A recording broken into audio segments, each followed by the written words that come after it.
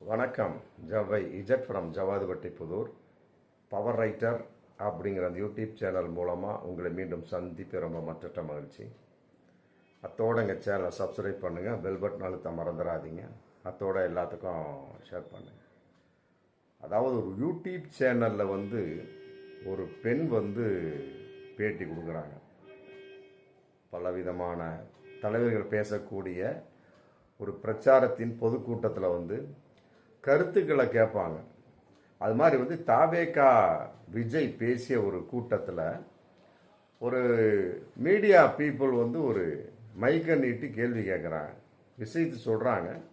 விஜய் சம்பந்தப்பட்ட என்ன பொசிஷன், என்ன சமாச்சாரம் அப்படின்னு கேட்கக்கூடிய சமயத்தில் ஒரு பெண் ரொம்ப ஆவேசமாக பேசுகிறாங்க. அதில் என்ன இருக்குங்க, விஜய்க்கு நான் தங்கச்சியாகவும் இருப்பேன், அக்காவாகவும் இருப்பேன், சமயத்தில் நான் பொண்டாட்டியாகவும் இருப்பேன், அதில் என்ன தவறு இருக்குது அப்படிங்கிற மாதிரி ஒரு டக்குன்னு ஒரு பேச்சு. இது இன்னைக்கு மிகப்பெரிய ஒரு பிரச்சனைக்குரிய விஷயமாக, மற்றபடி தமிழகத்து பெண்கள் அப்படிங்கிற ஒரு நிலைப்பாடு என்பதையெல்லாம் விட தாவேகா பெண்கள் இந்த அளவுக்கு கீழ்த்தரமாக இருக்கிறார்களா அப்படிங்கிற ஒரு விமர்சனத்துக்குள்ளே இன்னைக்கு கட்டம் கட்டி வந்தாச்சு. அதே மாதிரி இன்னும் 2-3 விஷயத்தில் நானே பார்த்துருக்குறேன். அதாவது ஒரு பெண் சொல்கிறாங்க, இதே மாதிரி விஜய் பற்றி கேட்கக்கூடிய சமயத்தில், இந்த சங்கீதா சம்மந்தப்பட்ட மேட்டரில் கேட்கக்கூடிய சமயத்தில் அந்த பெண் சொல்கிறாங்க, அதில் என்னங்க இருக்குது, இன்றைக்கி குப்பை வண்டி ஆள்றவன் ஆட்டோ டிரைவர் கூட 2 பொண்டாட்டி 3 பொண்டாட்டி வச்சுருக்கிறான், விஜய் வைத்துக்கொள்வது என்ன தவறு இருக்கிறது அப்படின்னு அந்த பெண் பேசுகிறாங்க. அப்புறம் அதே மாதிரி ஒரு பெண் சொல்கிறாங்க, ஒரு வீடியோ பார்த்த சமயத்தில் அந்த பொண்ணு சொல்கிறாங்க, என் வீட்டுக்காரரோட எனக்கு விஜயத்தான் பிடிக்கும். நல்லா புரிஞ்சுக்க, இந்த 3 பேட்டியுமே பெண்கள் கொடுக்கக்கூடிய ஒரு பேட்டி.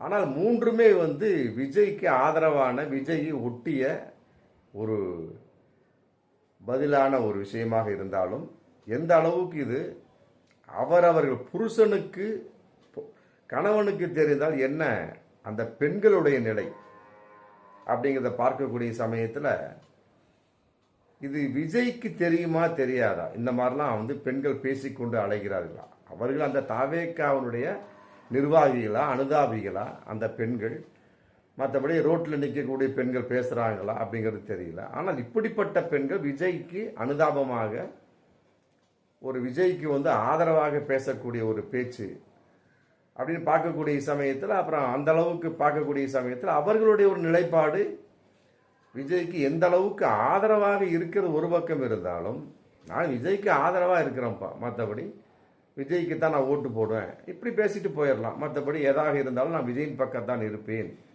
விஜய்க்காக நான் உயிரையும் விடுவேன், எதோ ஒன்று சொல்லலாம். அதுக்காக நான் என் பொண்டாட்டியா, இப்போ விஜய்க்கு நான் பொண்டாட்டியாக இருப்பேன், பொண்டாட்டியாக ஆக கூட தயங்க மாட்டேன், மற்றபடி விஜய் மட்டும்தான் 2 பொண்டாட்டி வச்சிருக்கிறாரா, ஆட்டோக்காரன் எத்தனை பேர் 2 பொண்டாட்டி வச்சிருக்கிறானுங்க, குப்பை அள்ளுறவங்க கூட பொண்டாட்டி வச்சிருக்கான், ஏகப்பட்ட பொண்டாட்டி வச்சிருக்கிறான். அப்புறம் இன்னொன்று என் வீட்டுக்காரரை விட விஜய் தான் எனக்கு ரொம்ப பிடிக்கும். இந்த கடைசி வார்த்தை, என் வீட்டுக்காரரை விட விஜயத்தான் எனக்கு ரொம்ப பிடிக்குங்கிறது கூட ஒரு விதமாக எடுத்துக்கலாம். ஆனால் மற்ற 2 விஷயங்களை பொறுத்த வரைக்கும் உண்மையிலே ஏற்றுக்கொள்ள முடியாது என்பதையெல்லாம் விட, இதையெல்லாம் விஜய் வேடிக்கை பார்த்து கொண்டிருக்கிறாரா அப்படிங்கிற கேள்வி இன்னைக்கு வந்தாச்சு. பொதுவாக பெண்களை பொறுத்த வரைக்கும் எந்த அளவுக்கு ஒரு அநாகரிகமாக பேசக்கூடாது, எந்த அளவுக்கு ஒரு எல்லை மீறி பேசக்கூடாதோ அப்படிப்பட்ட வார்த்தைகள்லாம் தாவேகாவில் இருக்கக்கூடிய பெண்கள் பேசி கொண்டிருக்கிறார்கள் அப்படிங்கிறதுக்கு இதெல்லாம் ஒரு சின்ன உதாரணமாகத்தான் இருக்க முடியும். இதை ஒரு யூடியூப் சேனல் ஒரு விவாதத்தில் அப்துல் கலாமனுடைய உதவியாளர், மற்றபடி அவர் மிகப்பெரிய ஒரு விஞ்ஞானி பொன்ராஜ், அவர்கிட்ட கேள்வியாக கேட்கக்கூடிய சமயத்தில் அவரும் காரி துப்பாத நிலைமையாக பேசுகிறார். என்னடா தமிழ்நாட்டில் இந்த அளவுக்கு கேவலமாக இருக்கிறாங்க, ஒரு தற்குறி கூட்டத்தை விஜய் காட்டி கொடுத்து விட்டார், இப்படியெல்லாமா பெண்கள் பேசுவார்கள், ஏன்னா இதெல்லாம் விபச்சார கூட்டமாக தெரியுது, விபச்சார கூட்டத்தை போல் தெரிகிறது அப்படிங்கிற மாதிரி விபச்சாரி கூட்டத்தை போல் 2 வித்தியாசம் இருக்கு. இருந்தாலுமே கூட இந்த அளவுக்கு பேசக்கூடிய சமயத்தில் சில பெண்கள் விஜய்க்கு ஆதரவாக பேசுவது ஒரு பக்கம் இருக்கட்டும், இந்த அளவுக்கு கீழிறங்கி பேசக்கூடிய ஒரு விஷயம் அப்படிங்கிற சமயத்தில் அப்படி இப்படிப்பட்ட வார்த்தைகள் போறதுல எந்த ஒரு தவறுமே கிடையாது. பொன்ராஜ் பேச என்ன தவறு இருக்கு? இதே வந்து அந்த 3 பெண்கள் பேசுறாங்க, அவன் புருஷக்காரன் என்ன நினைச்சிருப்பான்? அதை வந்து விஜய் நினைக்கல இல்லையா? உடனே அறிக்கை கொடுக்கணும். ஏம்மா நீங்கள் வந்து என் மீது அன்பு வைத்திருக்கிறீர்கள், பாசம் வைத்திருக்கிறீர்கள், ரைட், ஓகே, அந்த அளவுக்கு இந்த அளவுக்குலாம் என் மீது வந்து ரொம்ப இறங்கிலாம் பேச வேணாம். அன்பு வைத்திருக்கிறேன், பாசம் வைத்திருக்கேன், எனக்காக ஓட்டு போய் அந்த மாதிரி பேசிட்டு முடிச்சுருங்க. இந்த மாதிரி பேசுவது எனக்கு பிடிக்காது, மற்றபடி இந்த மாதிரிலாம் பேச வேணாம், இதை நான் ஏற்றுக்கொள்ள மாட்டேன்னு சொல்லி ஒரு வார்த்தை இன்ன வரைக்கும் சொல்லியிருப்பாரா? கிடையாது. ஆனால் இன்னைக்கு வந்து அதை வந்து மிக பெருசாக எடுத்துக்கொண்டு, யார் பொன்ராஜ் பேசியது எடுத்துக்கொண்டு, அந்த பெண் பேசுனதுக்கெல்லாம் வந்து விஜய் வந்து எந்த ஒரு ஒரு தவறு அப்படின்னு சுட்டி காட்டல. மற்றபடி குப்பை ஆள்றவன் 7 பொண்டாட்டி வச்சிருக்கேன், ஆட்டோ ஓட்டுறவன் 2 பொண்டாட்டி வச்சு பேசுனாங்க பார்த்தீங்கன்னா ஒரு லேடி, அதுக்கெல்லாம் எந்த ஒரு மறுப்பும் தெரிவிக்கல, ஒரு அறிவுரையாக தெரிவிக்கவே இல்லை. ஆனால் பொன்ராஜ் வந்து இதை வந்து தவறாக பேசி விட்டாராம், விபச்சாரியை போல் விபச்சாரி போட்டு அப்படித்தான் பேசுது அந்த அம்மா. நல்லா யோசிக்கணும். ஒரு நாகரிகமான ஒரு பெண், ஒரு குடும்பத்தனமான பெண் எப்படி பேச முடியும்? அவர் ஒரே வார்த்தை முடிஞ்சு. அவன் புருஷங்கார என்ன நினைப்பான்? அதையே விஜய் நினைக்கவில்லை. நல்லா புரிஞ்சு. இதே வந்து சங்கீதா அவருடைய டைவர்ஸ் பண்ணக்கூடிய அளவுக்கு இருக்காங்க, அந்த அம்மா வந்து இந்த மாதிரிலாம் விதண்டாவதமாக பேசியிருந்தா அதெல்லாம் வந்து விஜய்க்கு மிகப்பெரிய ஒரு பாயிண்டாக இருக்கு இல்லையா? அந்த அம்மா வேறு ஏதாவது ஒரு அரசியல்வாதியை நான் அவருக்கு தங்கையாக இருப்பேன், அக்காவாக இருப்பேன், தேவைப்பட்டால் சோ குறிப்பிட்ட அரசியல்வாதி நான் மனைவியாக கூட இருப்பேன்னு சொல்லி போட்டு அவருக்கு சம்பந்தப்பட்ட அந்த சங்கீதா அவரோடு வாழ்ந்த காலத்தில் பேசியிருந்தார். இன்னைக்கு வந்து விவாகரத்து நினைச்சு போயிட்டார், பிரிஞ்சு வாழ்ந்துட்டு, அது அப்புறம் பேசிக்கலாம். நன்றாக வாழ்ந்த காலத்தில் வந்து அவருக்கு அபிப்பிராயப்பட்ட ஒரு அரசியல்வாதி அந்த மாதிரி பேசியிருந்தா சங்கீதா பேசுறத விஜய் விட்டு விடுவாரா? நல்லா யோசிக்கணும். இதை வந்து ஏடிஜிபி அலுவலகத்தில் கம்ப்ளைண்ட் பண்ணி இந்த மாதிரி வந்து பொன்ராஜ் மேலே இது ஆக்ஷன் எடுக்கணும் அப்படின்னு சொல்லிட்டு ஒரு ஒரு கலாச்சார ஒரு பிடிப்பு இல்லாமல் ஒரு அர்த்தங்கட்டத்தனமான ஒரு கம்ப்ளைண்ட் கொடுத்துருக்கிறாரு. அதையெல்லாம் விட பொன்ராஜும் விடலை. ஆமாம், எந்த அளவுக்கு நான் பேசுனேன் அந்த அளவுக்கு அவர்கள் வந்து திரித்து அதை வீடியோவாக வெளியிட்டு விட்டார்கள். அதனால் இவருக்கு மிக பெரிய தவறுகள்லாம் இருக்குது.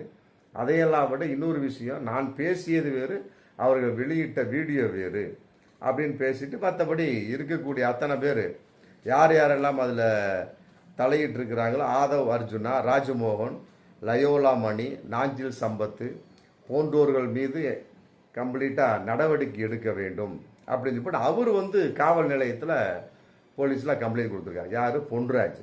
இந்த மாதிரி ஒரு பிரச்சனையின் வெளிப்பாடு இருந்தாலுமே நாம் பார்க்கக்கூடிய விஷயம் பொதுவாக வந்து தாவேக்கால இருக்கக்கூடிய பல ஆண்களாக இருக்கட்டும், பெண்களாக இருக்கட்டும், இளைஞர்களாக இருக்கட்டும், தரிகட்டத்தனமாக, தற்குறித்தனமாக, கட்டுப்பாடற்ற ஒரு நிலையாகத்தான் இருந்துட்டு இருக்கிறாங்க. ஆமாம், ஒரு நடிகனாக இருக்கட்டும், வேறு யாராக இருக்கட்டும், 42 இன்னைக்கு வரை 52 பேர் இறந்துருக்கிறாங்க. அதற்கு வந்து ஒரு இரக்கமான ஒரு பேச்சு, ஒரு அஞ்சலித்தனமான ஒரு விஷயம் ஒன்றுமே கிடையாது. ஆமாம், அந்த அளவுக்கு இருக்கக்கூடிய சமயத்தில் அப்படிப்பட்ட ஒரு ஒரு குருட்டுத்தனமான ஒரு தலைவனை, ஒரு குருட்டுத்தனமான ஒரு கலாச்சாரம் இல்லாத அயோக்கியத்தனமான ஒரு தலைவன் அந்த தாவேகா விஜய் எந்த அளவுக்கு இந்த மக்கள் நேசிக்கிறார்கள் பாருங்க. நல்லா யோசிக்கணும். மனசாட்சியே இல்லை. 42 பேர் 52 பேர் இறந்துட்டாங்க. அவர்கள் எந்த அளவுக்கு நாம் வந்து அஞ்சலி செலுத்த மனதுக்குள் வந்து நினைவாஞ்சலியாக கொண்டாட வேண்டும். இதே வந்து வேறு விதமாக இருந்து வச்சுக்கலாம். இந்த பாமகலாம் பாருங்கள், ஒரு 21 பேர் இன்றைக்கும் வந்து வருஷம் அஞ்சலி பண்ணிக்கிட்டே இருப்பாங்க. அதே மாதிரி மதிமுகவில் அதே மாதிரி தான் ஒரு 8 பேரை 11 பேரை பண்ணிட்டு, அதே மாதிரி மற்ற கட்சிகளாக இருந்துச்சு வச்சுக்கலாம், இந்த 41 பேரை ஃப்ரேம் பண்ணி வருஷம் கரெக்டாக அந்த கரூர் பிரச்சாரத்தினப்ப நடந்த அந்த சம்பவத்தின் அடிப்படையில் அதே டேட் வந்தது அப்படின்னா கரெக்டாக வருஷம் ஒரு அஞ்சலி கூட்டமாக போட்டு, மற்றபடி தமிழகம் முழுவதும் ஒரு இரங்கல் இது ஒரு பொதுக்கூட்டமாக பண்ணி அதை பண்ணுவாங்க. அந்த மாதிரி எந்த ஒரு இது ஏற்பாடுமே கிடையாது. அந்த அளவுக்கு ஒரு தற்குறித்தனமான ஒரு தலைவனை, இந்த அளவுக்கு ஒரு தற்குறித்தனமான ஒரு பெண்கள் நேசிக்கிறார்கள் அப்படின்னா உண்மையிலே வந்து இது எதை நோக்கி? கலாச்சார சீரழிவதெல்லாம் யோசிக்க. அன்பாக விஜய் மீது அன்பாக இருக்கின்றேன், ஆதரவாக இருக்கின்றேன், அவரைக்கு தான் ஓட்டு போடுன்னு சொன்னால் அதில் வேறு நியாயம், அது அவரவருடைய உரிமையின் விருப்பம். அதுக்காக வந்து நான் வந்து மனைவியாக இருப்பேன், அக்காளாக இருப்பேன், மீறி போனால் பொண்டாட்டியாக கூட இருப்பேன் அப்படின்னா, அக்காளாக இருக்கிற ரைட் ஓகே, தங்கச்சியாக இருக்கிற அது அன்பின் வெளிப்பாடு. அக்காளாக இருக்கிற நீ எப்படி பொண்டாட்டியாக மாற முடியும்? அந்த பெண்ணுக்கு தெரியலையே. அதே மாதிரி ஒரு பொண்ணு சொல்கிறா, என் புருஷனை விட விஜயத்தான் பிடிக்கும்னா ஒன்றுமே புரியல. இல்லை, இப்படிப்பட்ட ஒரு கூட்டத்தை சேர்ந்தவர்கள் நாளைக்கு வந்து தமிழகத்தை ஆளக்கூடிய அளவுக்கு ஒரு நிலைப்பாடை ஆக்கிட்டு வந்துட்டு வந்து ஒருவேளை ஏதோ ஒரு வகையில் தமிழகத்தை ஆளக்கூடிய அளவுக்கு வந்துட்டாங்கன்னா, அப்போ தமிழகம் என்ன, எந்த அளவுக்கு கேடுகட்டத்தனமாக போகும்? இருக்கக்கூடிய பெண்களுடைய நிலைமை என்ன? இன்னைக்கு வரைக்கும் ஒரு கண்டன வார்த்தை கிடையாது. இன்னைக்கு வரைக்கும் ஒரு அறிவுரைத்தனமான அப்படிப்பட்ட பெண்களுக்கு ஒரு நிலைப்பாடான ஒரு பேச்சுக்கு விஜய் அந்த நபரிடமிருந்து கிடையாது. அப்படிங்கிறப்ப இப்படிப்பட்ட ஒரு நபர்களை எந்த அளவுக்கு இவர்களெல்லாம் உயர்த்தி வைத்து கொண்டாடுகிறார்கள் அப்படிங்கிறது இன்னைக்கு வரைக்கும் புரியவே இல்லை. உண்மையிலே இதெல்லாம் வந்து ஆபத்தின் அறிகுறி, ஆபத்தின் ஒரு கலாச்சார சீரழிவின் அறிகுறி. ஆமாம், இது வந்து ஒரு பெண் சொல்லிவிட்டால் என்பதையெல்லாம் உண்மையிலே இப்படிப்பட்ட பெண்களை வந்து கட்டாயமாக வந்து நாம் வெறுக்கத்தான் வேணும். அது குறிப்பாக அவர் அந்த பொண்ணுனுடைய அந்த பெண்ணினுடைய புருஷன் எந்த அளவுக்கு இன்னைக்கு கேடுகட்டத்தனமாக பாவம் மூஞ்சியில் துப்பட்டாவை போட்டு போயிட்டு இருக்கான்னு தெரியல. ஆமாம், அந்த புருஷங்காரனை பல ஆண்கள் கேட்பான்ல, பல பெண்கள் கேட்பாங்க, என்னடா அவன் பொண்டாட்டி இப்படி பேசியிருக்காளடா அப்படின்னு கேட்பாங்களா இல்லையா? இன்னொரு பெண் சொல்கிறாளா இல்லையா? என் கணவனை விட என் விஜய் தான் பிடிக்கும்னா அவன் புருஷனை எத்தனை பேர் கேள்வி கேட்டிருப்பான், என்னடா அவன் பொண்டாட்டி வச்சிருக்கிற அப்படின்னு. என்னடா அவன் பொண்டாட்டி ஒன்றை மீறி பேசுகிறாள், யாரா ஆகாது, உன் பொண்டாட்டியா இல்லை வேறு யாரான்னு கேட்கக்கூடிய சூழல் வருதா இல்லையா? இதெல்லாம் கலாச்சார சீரழிவு. ஆமாம், இவைகளெல்லாம் தட்டி கேட்காத அளவுக்கு இன்னைக்கு அந்த தாவேக்காவோட நிர்வாகம் இருக்குதுன்னா உண்மையிலே விஜயெல்லாம் வந்து கேடுகட்ட தலைவன் என்பதில் எந்த ஒரு ஆச்சரியமான கருத்தை கிடையாது. பார்ப்போம் மீண்டும் அடுத்த வீடியோ. நன்றி.